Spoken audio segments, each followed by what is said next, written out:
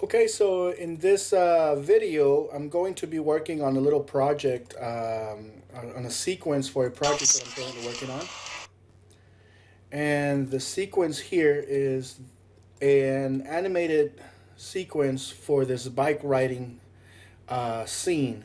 So in the animatic, there's going to be three kids riding on some bikes. It's nighttime, and there's a truck coming at them, and basically have to jump off. So they're going to be riding at this point. He looks back.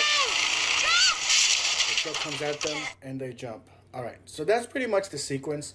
The first thing I'm going to concern myself with is the actual bike riding movement. And what I'm going to do is I'm actually going to, first of all, I'm going to find myself a reference.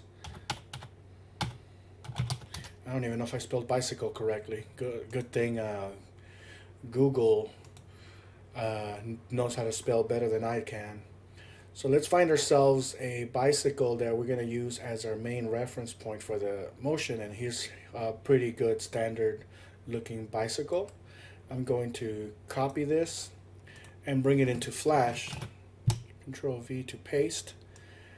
And this is good enough. I mean, I don't have to do anything to, the size doesn't matter because the artwork is going to be vectored anyways. And I'm not actually animating this bike. I'm really just using the pedals here for reference point as to how these, the range of motion for the feet should be. So what I'm going to do on a new layer is I'm going to trace the basic structure for this bicycle.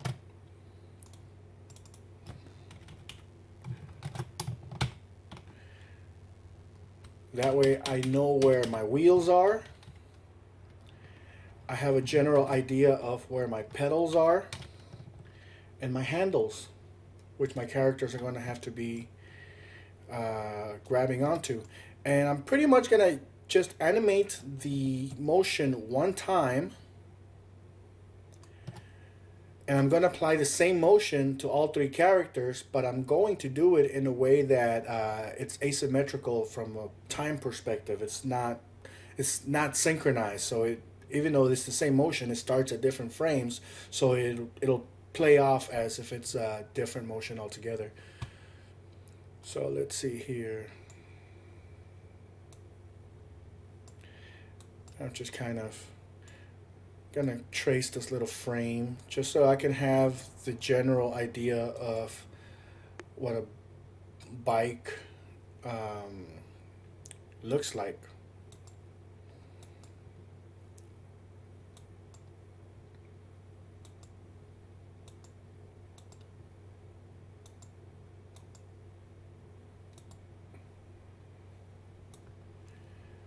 Okay, and that is good enough. So it's just gonna go in here and fill that in if I can.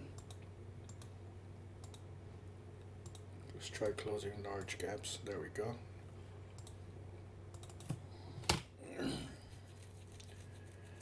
And oh yeah, the handlebars.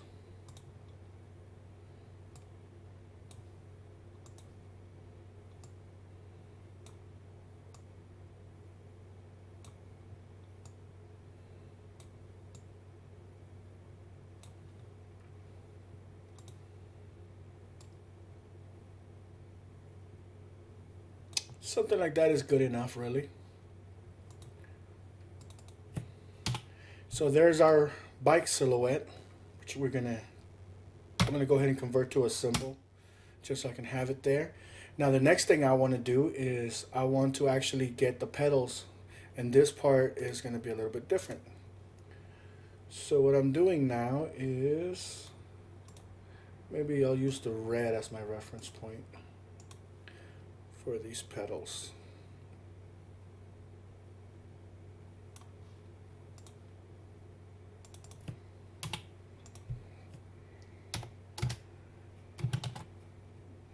Oops. How did I do that?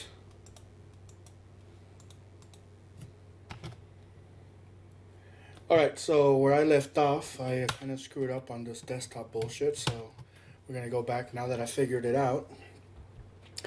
And I'm basically duplicating this pedal here.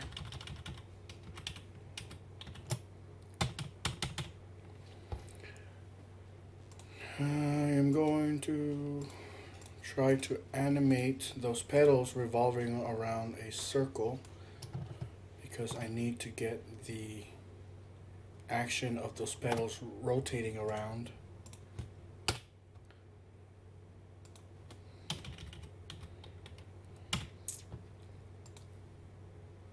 Let's see here.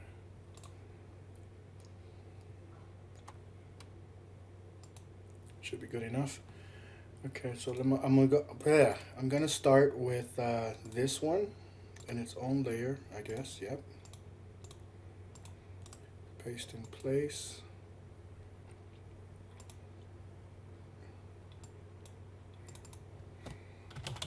Call that one the guide.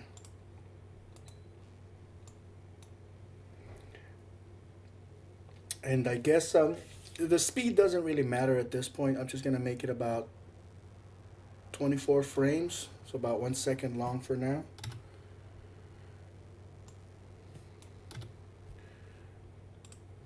Remove frame. Okay.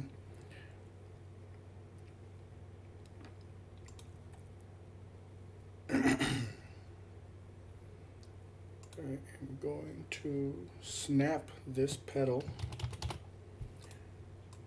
against that, and the ending position is going to be here, and it's going to be very, very unnoticeable. So we end up with an animation that looks like that. Okay.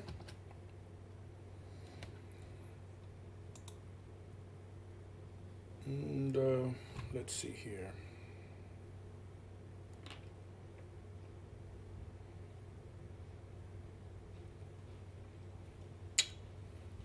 Actually, yeah, that seems to work just fine. I don't need that second pedal. I'm just going to duplicate it.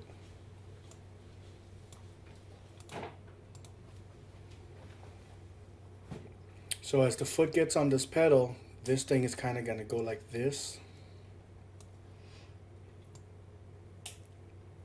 And then it rests and maybe do that's good enough actually.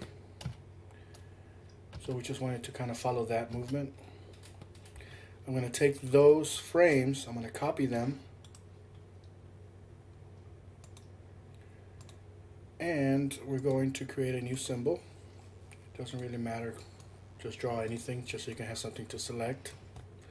F8, graphic, new symbol, yes. Double click inside of that. We can now delete that and select paste frames, which should be somewhere in here. There it is. The result of this is an animation that is sort of self-enclosed. Paste in place, so that when we play it, it still kind of follows the same animation. So now we place this here, and we're going to duplicate it, and we're going to find the frame where it kind of matches that the opposite pedal. It's good enough right there. And we try to find out which frame it is. It's frame 12. So we just tell the starting frame for this second instance of that pedal to start on frame 12. And there we have it. So now when it plays, it's a continuous loop, but it does a little something like that. Okay? And that's good enough. So we have a reference point. We're going to try to center it in as best as possible. Play it one more time just to make sure we have something. We can now get rid of this reference image.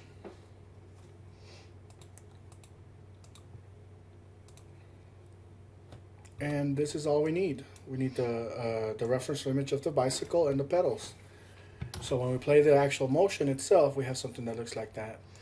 And I am going to select everything now and transform it so that it is all the size of this particular movie, so it fits in there. Now we're going to export it as a SWF movie. We're going to call it bike reference. And this should pretty much be all we need as far as a reference material for our animated sequence. So I'm going to save this just in case I need it later on. And I don't need this program anymore.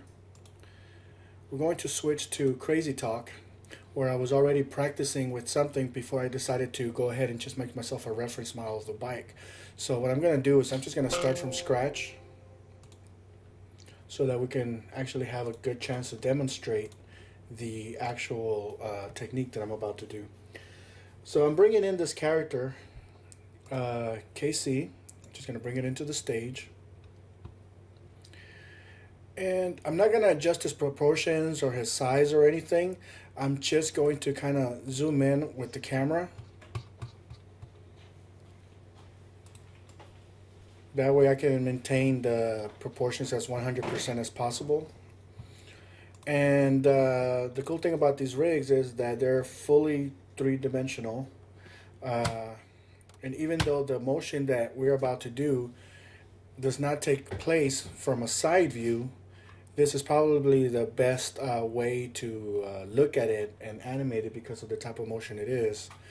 Once we actually have the motion we want, we can turn our character around and get the back or front view, whichever angle is the angle that is required.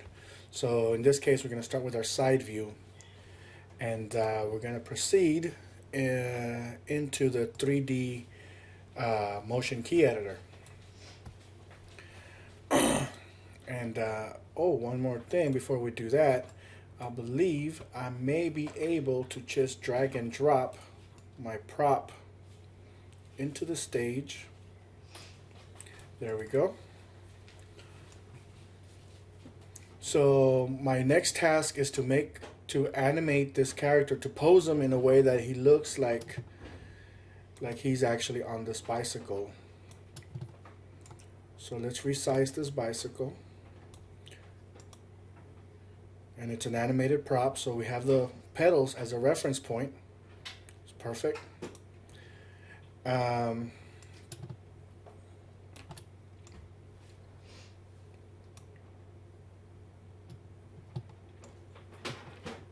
That should be about right in terms of the size of a bicycle. Okay, so let's see here. Let's just move to the back a little bit. And let's get this kid on a bike. Let's go back to the 3D motion key editor. We're kind of going to adjust the angle here. Going to unlock all the extremities, and using the transform tool, we're going to select the hip area and just kind of transform him upwards, just so that he is like right here. He's not going to be really sitting down because they're pedaling, and he's going to be pedaling really fast. So when you do this kind of pedaling motion, you're not actually sitting on the bicycle. You're kind of standing, you're leaning forward. You got some kind of, motion going on. So let's see here.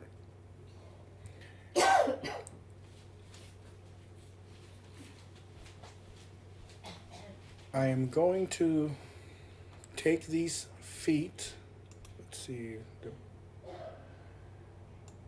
I'm going to move it upwards.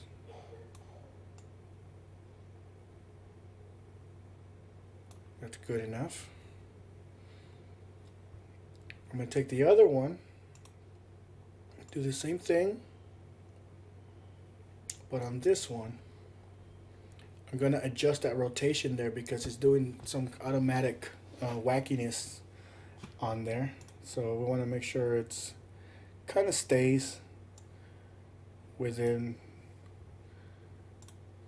the angle that we want it to be on. I'm not going to worry too much about this particular segment yet. We'll fix that later. But we have our initial pose, and now we're going to lock these feet so that if we move our character, he kind of stays right there as much as possible. Okay.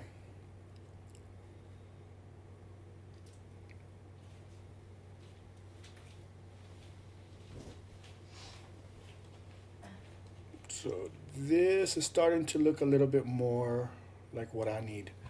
Okay, so next, let's bend him towards the thing a little bit.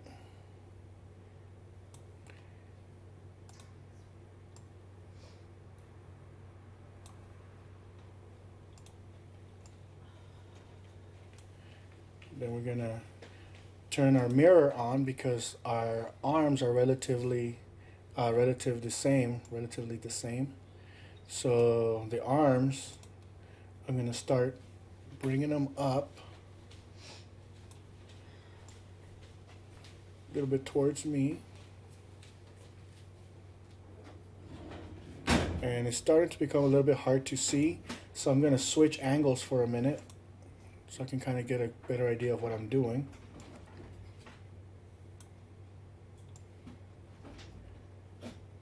Something like that.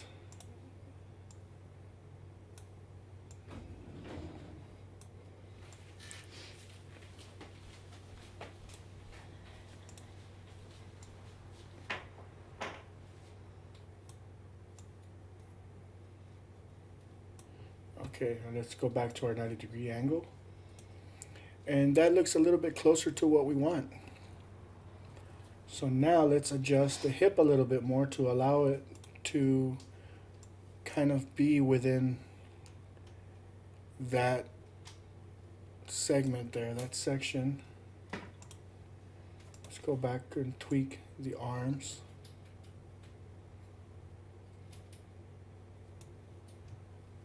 And let's look at our skeletal. So it's starting to look like he really is on a bike. So that's always good. I'm gonna bring these forearms up a little bit. Maybe the hands in a position where they may be grabbing those handles. And now we're gonna start playing around with moving these handles or the hands a little bit more backwards. So the handles are there.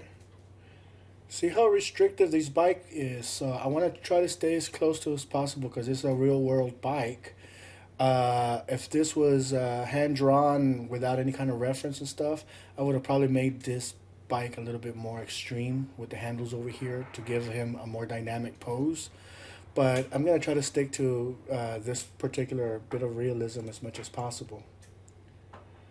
So the next thing we're going to do is I'm going to move my character around a bit so I can kind of judge where he is, and you can see how his arms are way out there. So if this was a front view, then those handlebars are way out there. So let's tweak that. He looked great from side view, but that's part of the, you know, the thing with artwork and 2D graphics and stuff.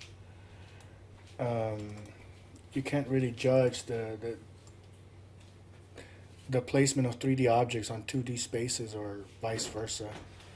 So this is starting to look a little bit more like it. Maybe I'll put these hands like that. That way they'll be grabbing it, but you know, maybe lower the hands a little bit more.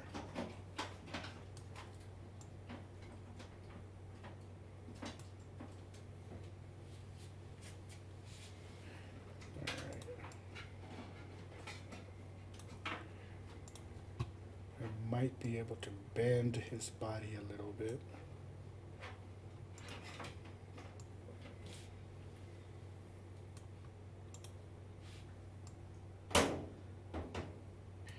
There we go. Now he's starting to look a little bit more natural. But those arms are still too far out, I think, for a typical bicycle. So let's see if we can close that gap a little bit more.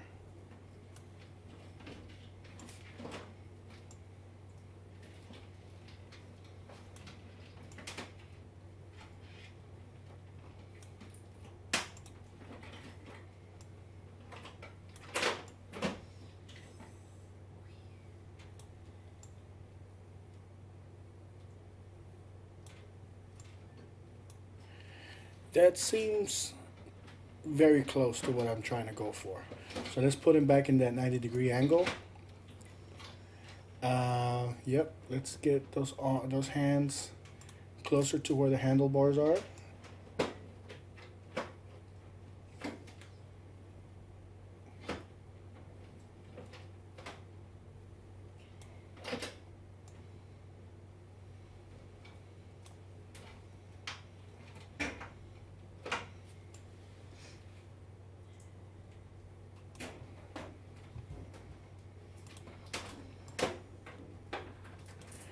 All right, so that looks pretty good. Now let's go ahead and lock these hands. We don't want these hands to pretty much move anywhere else now. And but we're probably gonna unlock these feet. Let's see here. I'm going to save my file because I'm gonna do some experimental stuff right now, and I don't want to accidentally overwrite my stuff or lose it.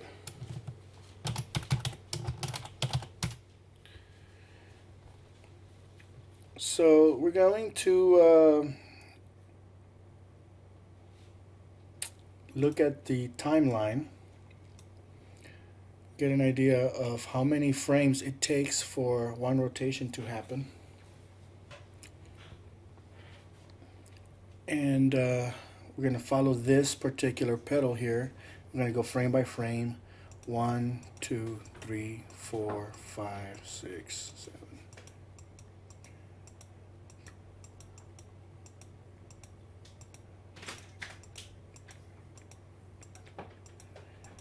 25, 26, 27, 28, 29, 30. That's about 30 frames worth. So let's see, according to this, I ended up on frame 32. So I'm going to go ahead and set up my initial work area to be 32 frames. That way I don't have any accidental overlapping and everything. So I can set up my keyframe to start the same way it ends, basically. So I'm going to open up our 3D motion editor here.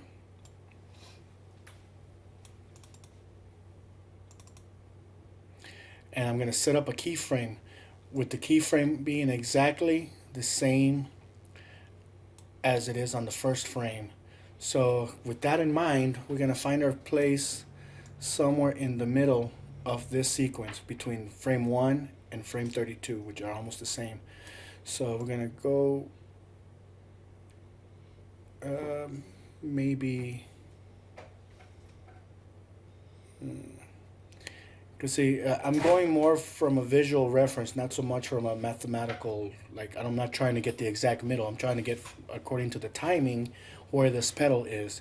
So this is about the actual midpoint for that pedal. So I'm going to, at that section there, I'm going to take my foot, if I can select it.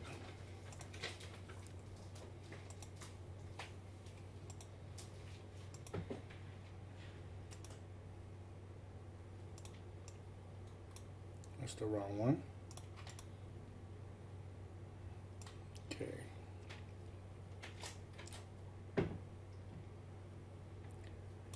And I'm going to move it. Oh. Be sure to turn off your mirroring when you do that, because otherwise you're going to mess that up. So, all right. Okay, so now I have a keyframe there, and this one is going to go down as best as you can get it to reach. All right.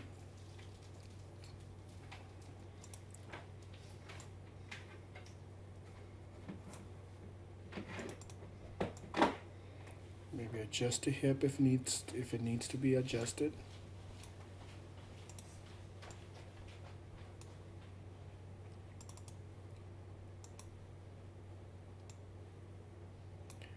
All right.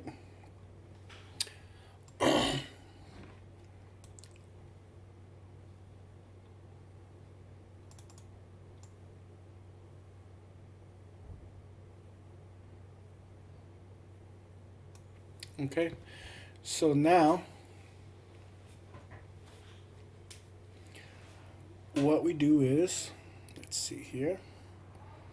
We're going to find another frame.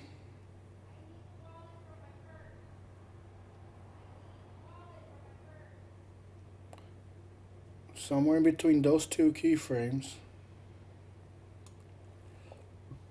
we're going to find a placement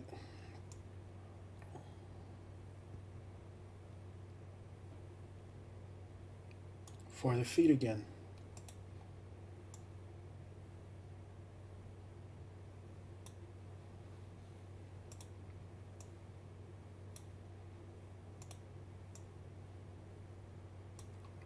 Okay. So let's take a look at this so far.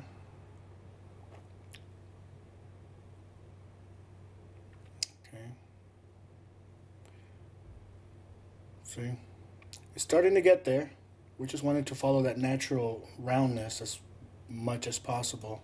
So now let's start getting a little mathematical, just not necessarily looking at the visual, but looking at the numbers here. So between 1 and I guess 11, we're just going to try to get a nice center area here. And we're going to place our feet where they need to be.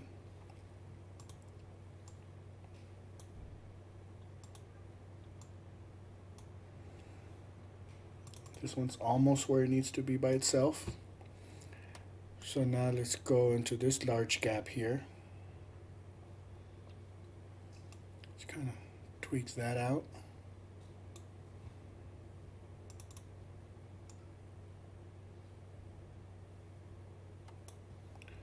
If we need to adjust this position, we can adjust it, and we'll come back to it later to refine it.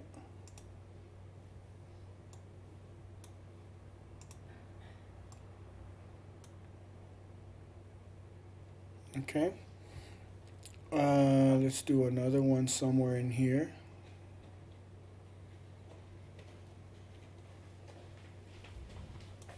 That one's good.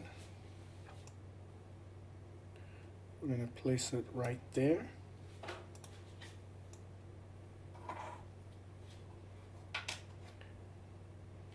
And I'm actually going to tweak the leg a little bit, the foot a little bit, so it kind of points upward, so it looks like he's bringing it in.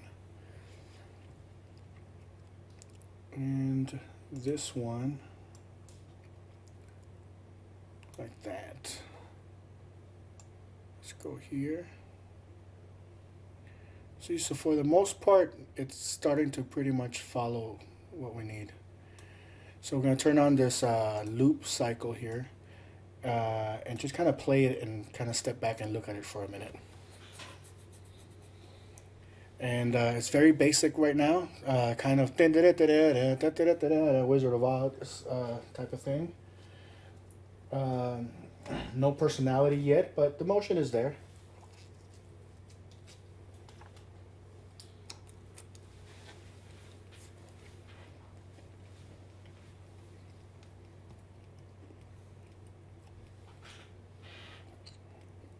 And I think that's all I'm gonna do, really. I mean, it's close enough. I don't want it to be perfect, because once you start getting into perfection, this stuff starts looking robotic and synthetic. So we wanted to have a little bit of flaws in there, and you know, it actually looks more natural when it has flaws and a little bit of accidental quirks.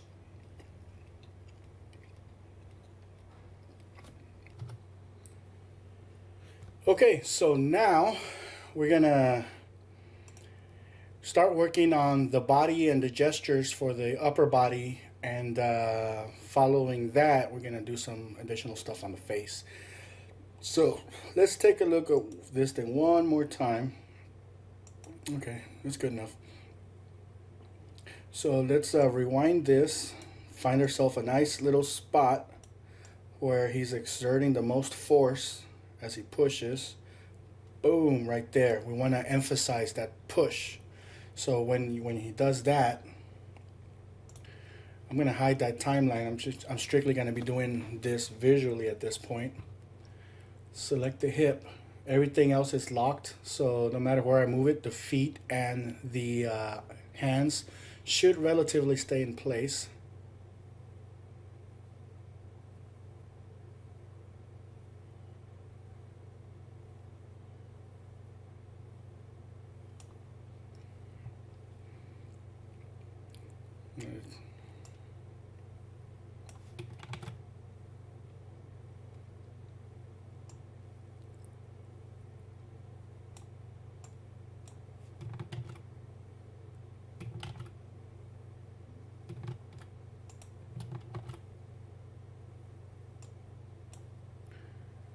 Let's see here. Something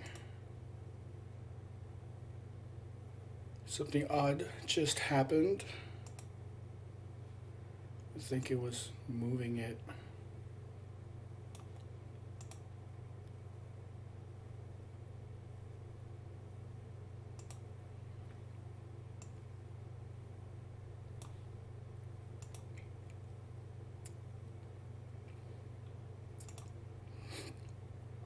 Okay.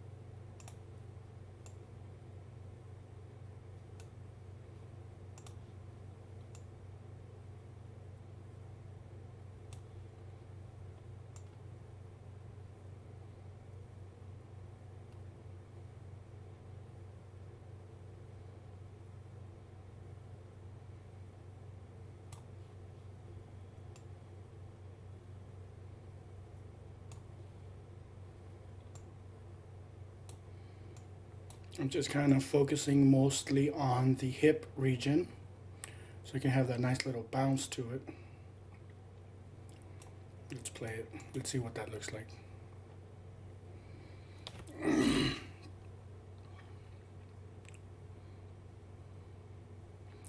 It's a bit of an odd kind of gesture there. So let's take a look at the keyframes and what's going on here.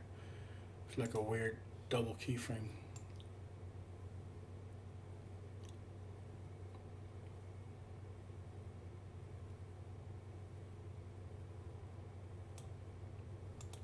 Let's get rid of that one.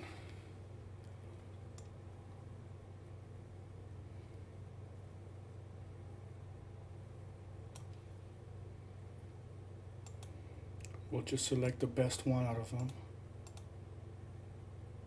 Get rid of that one. There's too much popping. Okay, we'll get rid of that one. All right, let's take a look at it again. Okay, so now let's do a pass on the upper body.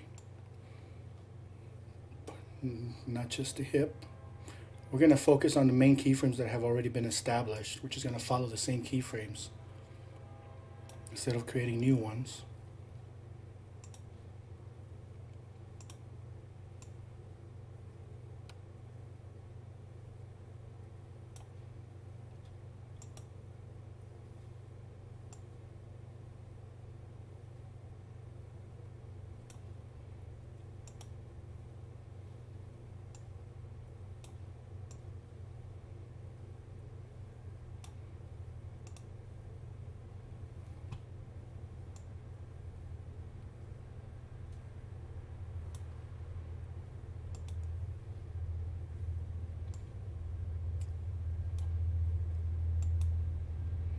And really the first and last frame should be exactly the same. So we're not going to modify anything here.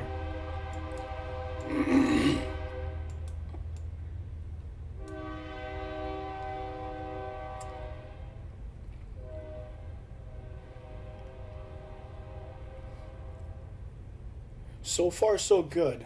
I actually like this.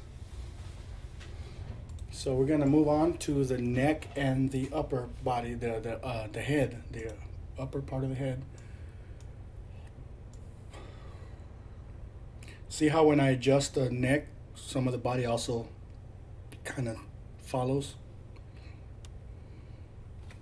But I did say I wasn't gonna modify that first frame, so let me go back here, make sure it's exactly the same.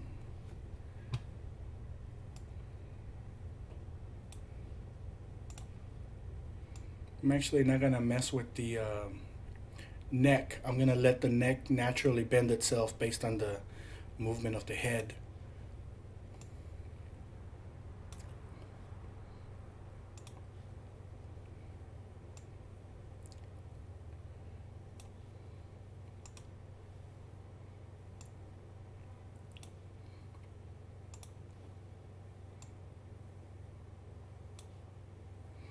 Okay, let's take a look at it.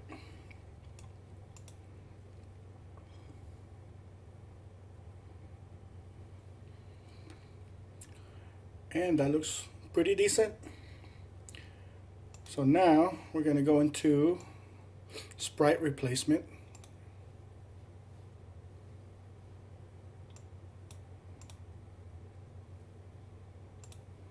We're going to change that to our fist.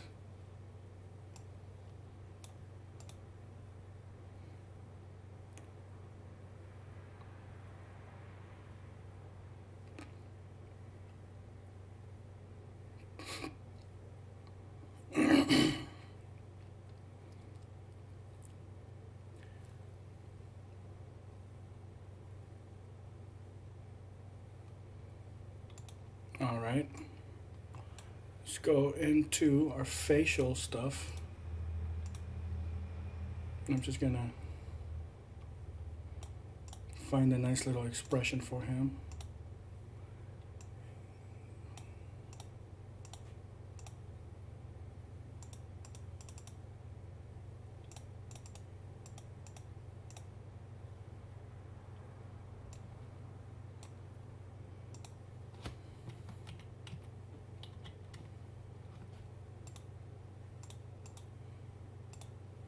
Like he's agitated.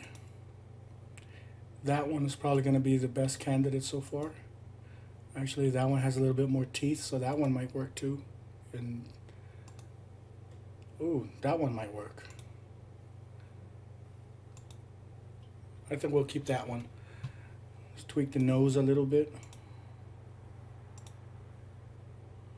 That's pretty good. And now let's mess with the eye. Maybe the scared eye. Let's see what that looks like. Now we're gonna go with a more excited looking eye, like scared but more open. No, I don't like that. We'll keep that one. Go into the eyebrows.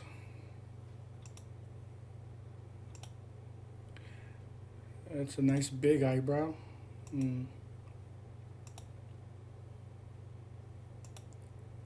That one seems like it's gonna work.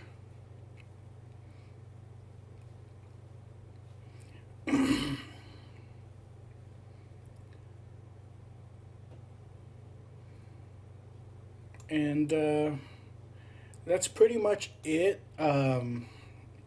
If we were doing this angle, if this was going to be our actual angle that we were going to use for our animated sequence, I can go now and tweak the deformations and stuff. So I'm going to save this at this point because I want to show you a couple other things.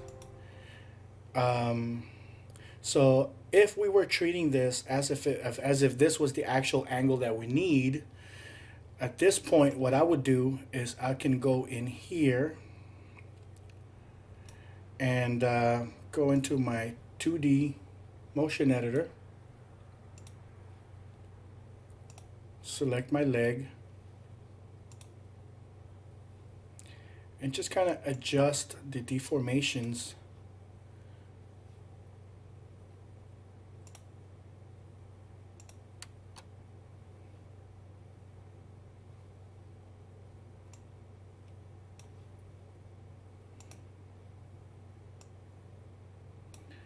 so that it has a more natural feel to it as he stretches and conforms or contorts or whatever.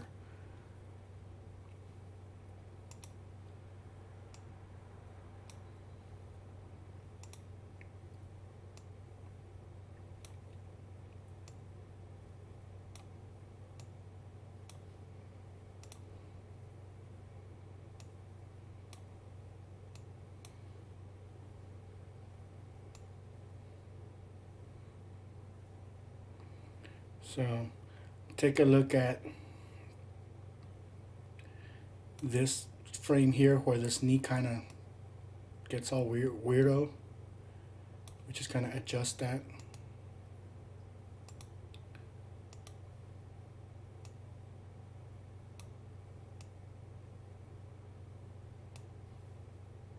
And we can also fix that in a minute.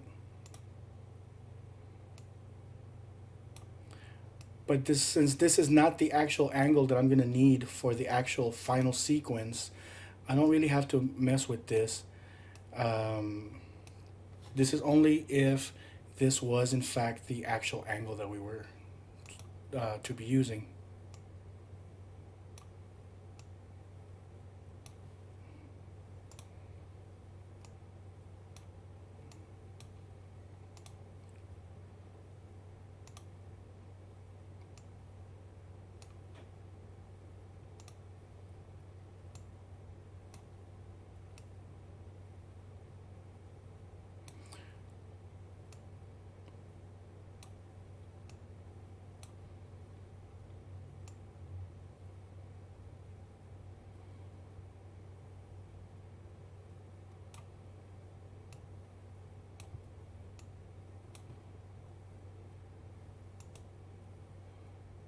Can't really see anything there. I'm not going to bother with it too much.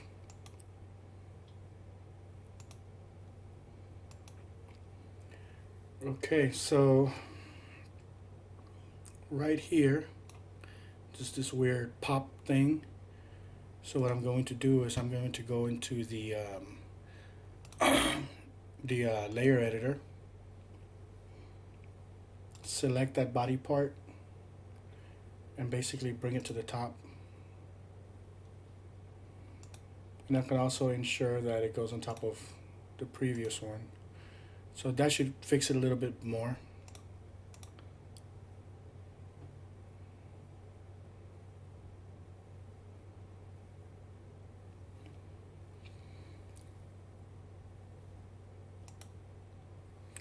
All right, so the next thing that we do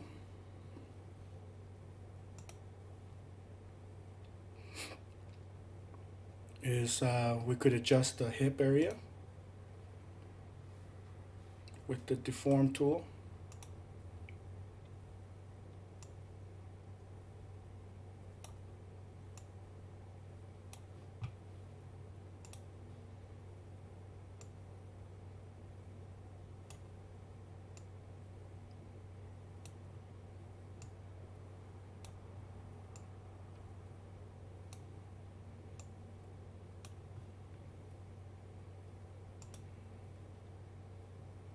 And notice how that created a little bit of a wrinkle there. It's just kind of an artifact and it's a bit of a happy accident. So I'm just going to leave it there. It actually looks like a nice little wrinkle. So I am going to keep that.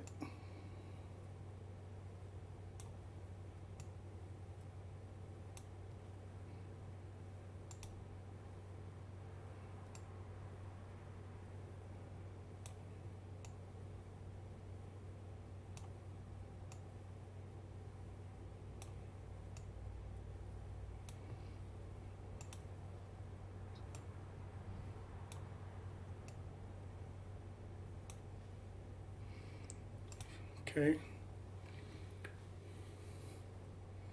I actually like that little pop there because you can see part of his belly kind of stick out. So it's kind of a cool little uh, artifact.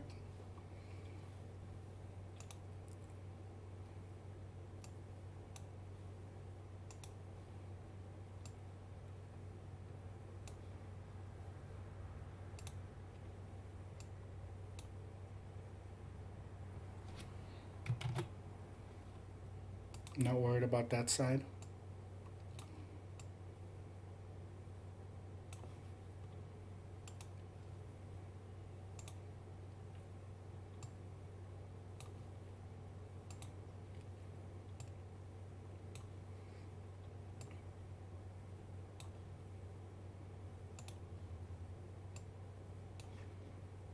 Okay.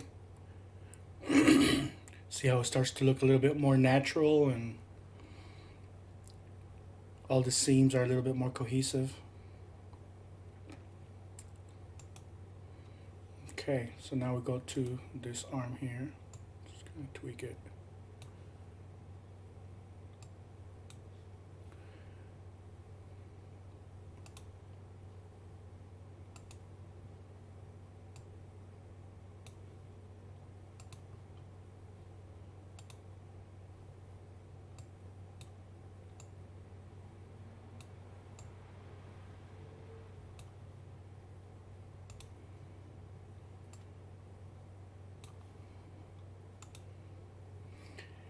This procedure, again, you only do it once you have the angle that you want. So in this case, I'm only doing this for demonstration purposes. This is not the actual angle I'm going to be using.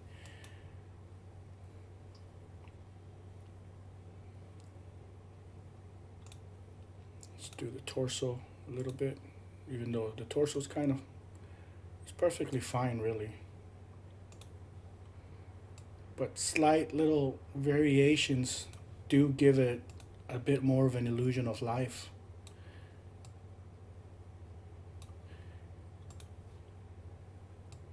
Because you have something always moving, overlapping motion.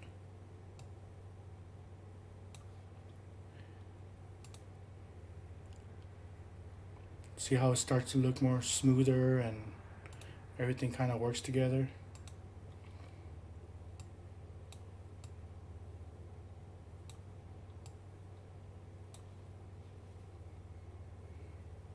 And I kind of messed up that one.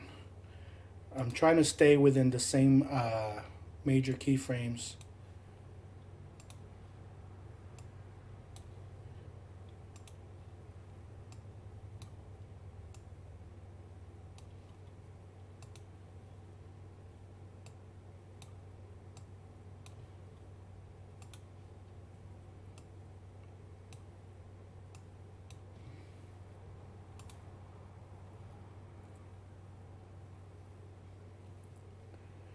Okay, along the same lines, I can start messing around with the actual body sprites. For example, here's the mouth. I'm gonna add a little stretch and squash. Since it doesn't have its own deform tool, I have to kind of improvise. So let's take a look at this motion. As he goes up, he's pushing in, so he's gonna leave behind a little bit of stretch.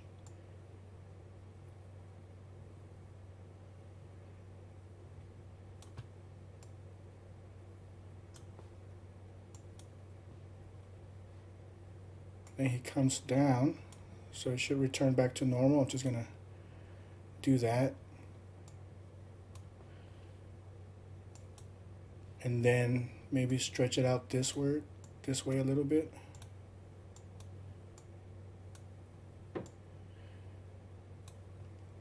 No, so it's completely disproportional, but it goes with the motion. So once you see it in action, it really should just kind of blend in.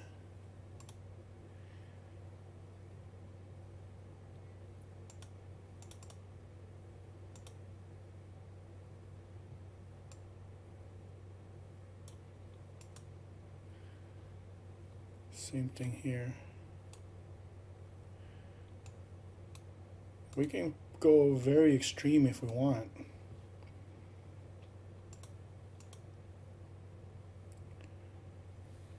Because once it's in motion, that stretching actually helps sell the illusion better.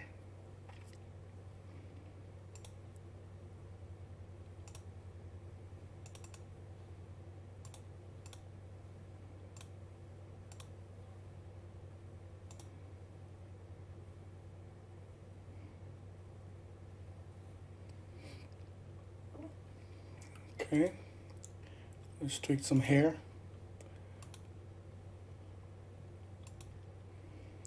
So he's pushing up, so that hair's gonna be kind of like dragging.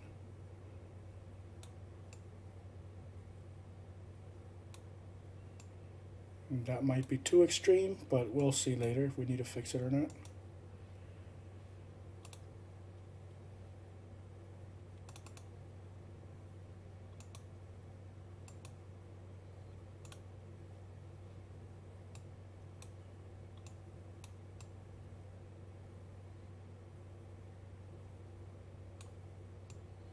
Just kind of stretching in the direction away from the motion, so it's kind of being dragged behind it. And here we want it to kind of come back to normal.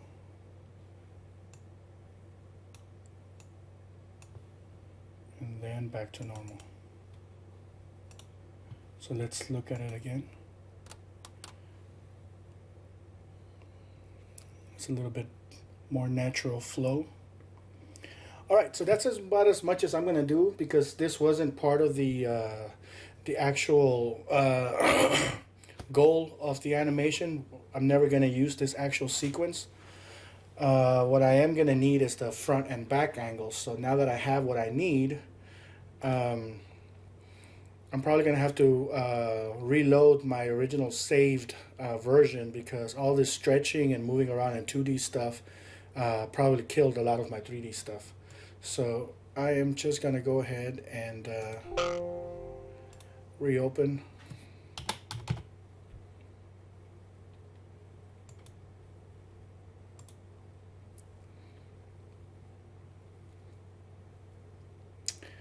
And this is this it? File.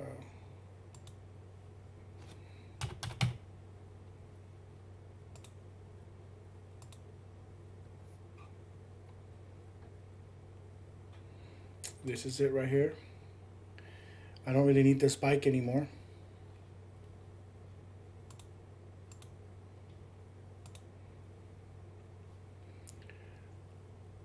And there's my front view. I can review that, because I know for the sequence I'm doing, I am going to need the front view, and I don't really need this bicycle anymore. I can delete it.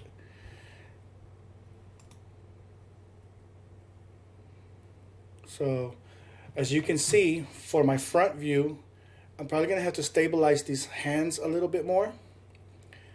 And I'm definitely going to have to use the transform tool to fix some of this popping. And for the most part, that should be it. I'm going to add some additional expressions on there. But it's not that bad. And if I want to make this go faster or slower, now I can go and readjust my timeline so that it has enough frames for me to create the sequence that I actually need. Let's see here.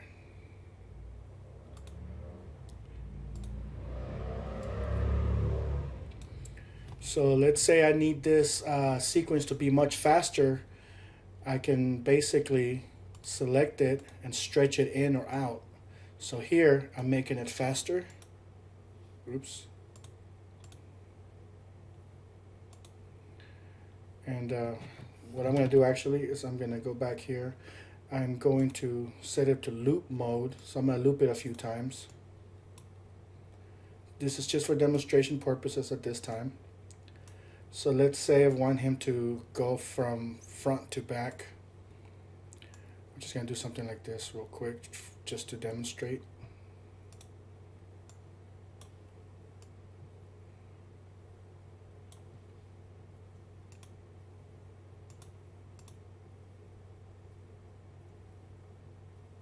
Okay, now the actual bicycle itself is going to be drawn separately and composited in After Effects onto this character. I'm only concerned with the character motion for my particular sequence. So let's see here.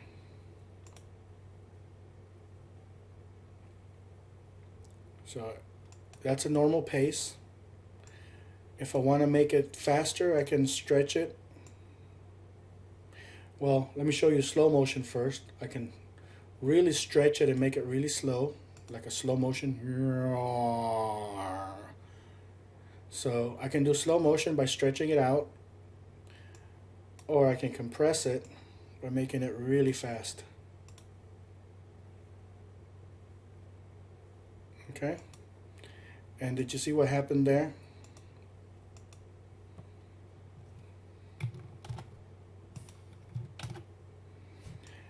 I can basically play around with it, so I can have different speeds, have him pause, and even blend some of these motions together so that he actually does a little bit stuff like that.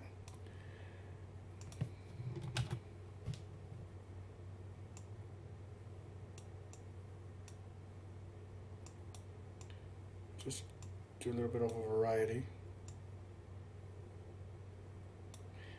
And let's take a look at that real quick. Fast, glide, medium, and then another sort of medium-ish.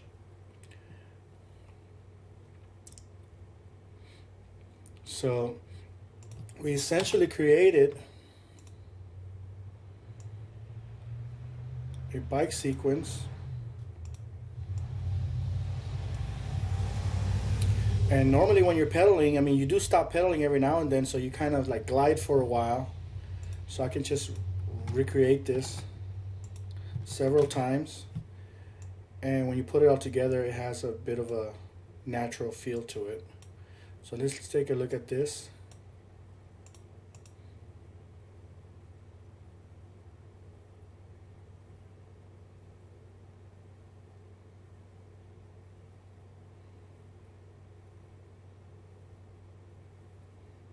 Okay, so hopefully you guys understood how to build this thing together. You got some good ideas from it, and I hope it helps. Let's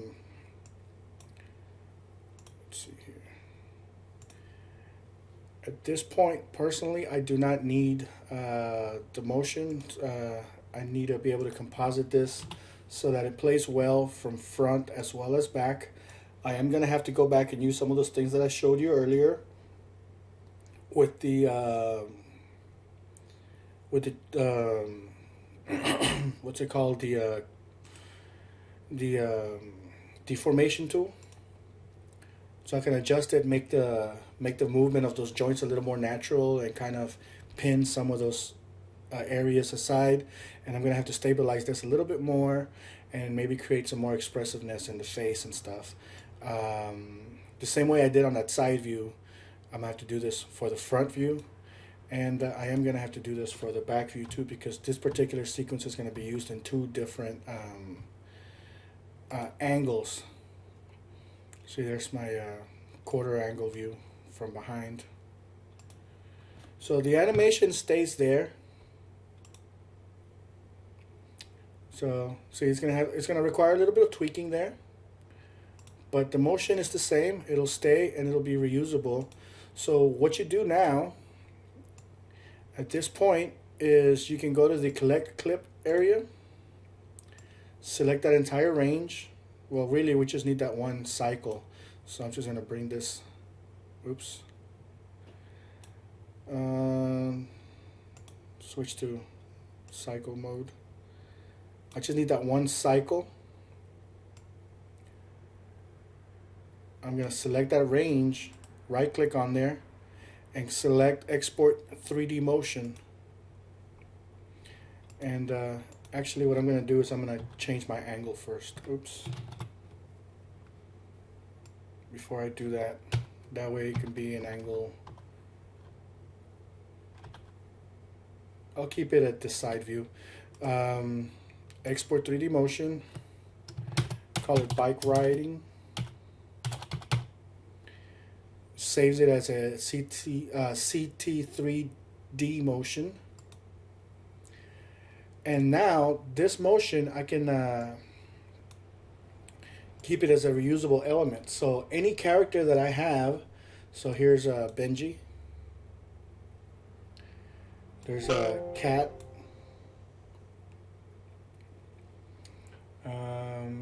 even Billy.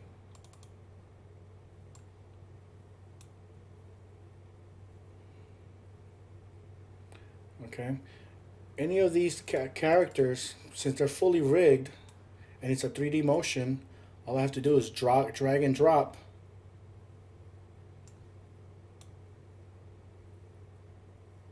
And let me go back a bit.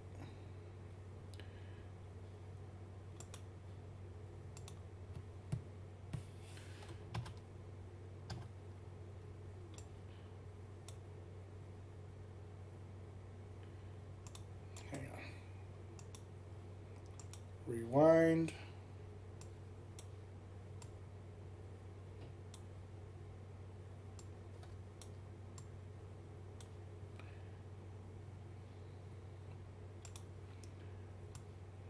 Okay, apply it to that one.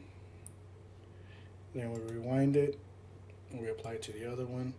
They can all make use of the same motion, and some of these characters need their hands tweaked a little bit, but that's fine. That's easily fixed. But it's the same pre-rigged animation that can be applied to all of them.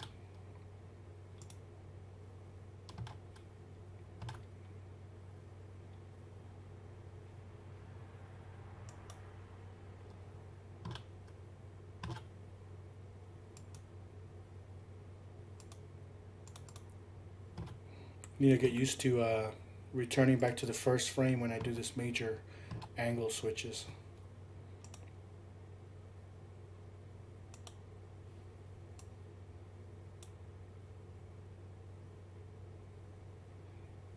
Okay.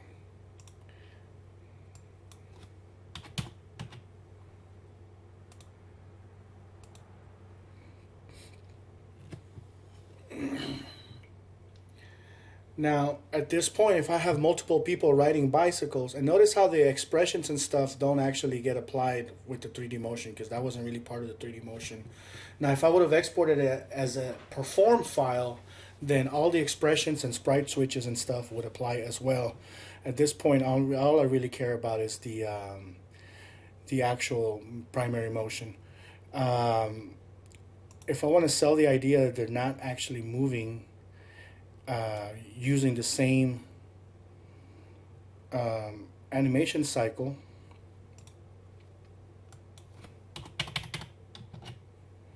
all I need to do is go into each respective character,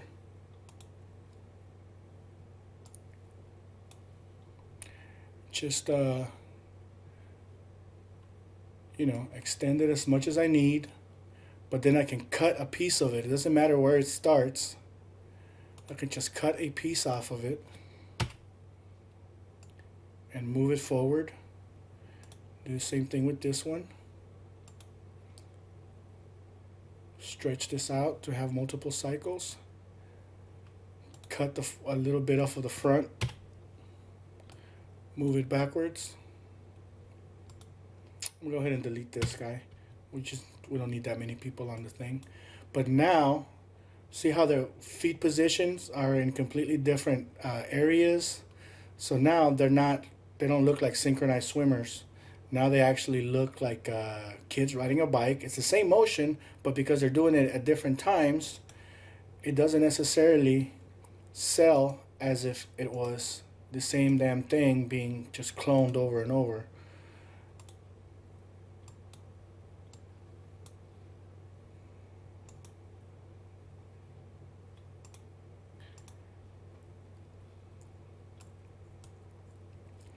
So they're all doing, they're all riding bikes, and they're not synchronized with it. So it looks a little bit more natural. So all right, I'm gonna go ahead and sign off now. I hope you got some great ideas from this quick demonstration. And if you have any questions, feel free to shoot them my way.